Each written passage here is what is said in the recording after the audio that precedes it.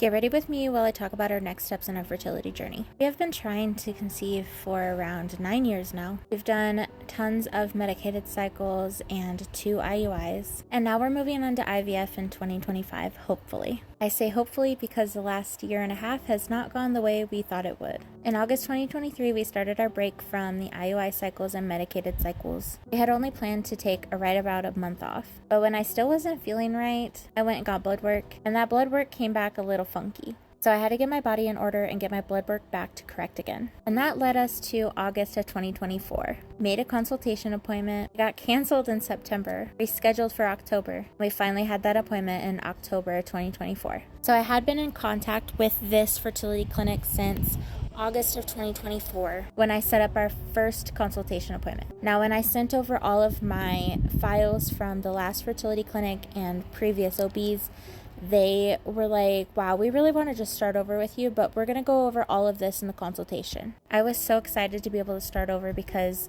honestly, the last fertility clinic did not do as well. So October rolls around and we start with the fertility clinic. Did a consultation appointment. We talked about my past, everything that's happened in the last 8 years at that time, and just kind of sat down and just really deep dove into my family history and at least what I knew. Our consultation appointment took roughly about an hour and a half. She talked about how low our percentages were if we were to do a medicated cycle or even an IUI cycle again. She said that she felt most comfortable and only comfortable doing IVF with us. With that came a lot of expenses and her talking about all the procedures and everything that would happen to my body on top of everything that would happen with our finances. I started what we would call window shopping for IVF. I was looking for places who had high success rates but weren't going to cost us like all of our retirement funds. Because at this point, we hadn't thought that IVF was going to be a choice for us. We were so hopeful that we were just going to completely start over. Stupid move on our part, I know, but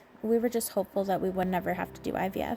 But when it comes down to it, I did find a really nice clinic that if we pay for 3 rounds with them, if all 3 rounds are unsuccessful, we get our money back. But they have a very high success rate, and they are so confident in the fact that they can get you pregnant within that 3 rounds that they'll give you all your money back, which to me is completely worth the like $16,000 that we'll spend on the 3 rounds. It's still quite a bit of money, and we're not 100% sure how we're going to come up with it, but we both know that we will work our butts off just to make sure that it works, like we always have before.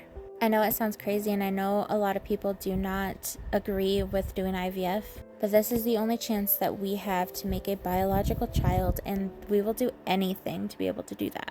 Thanks for getting ready with me.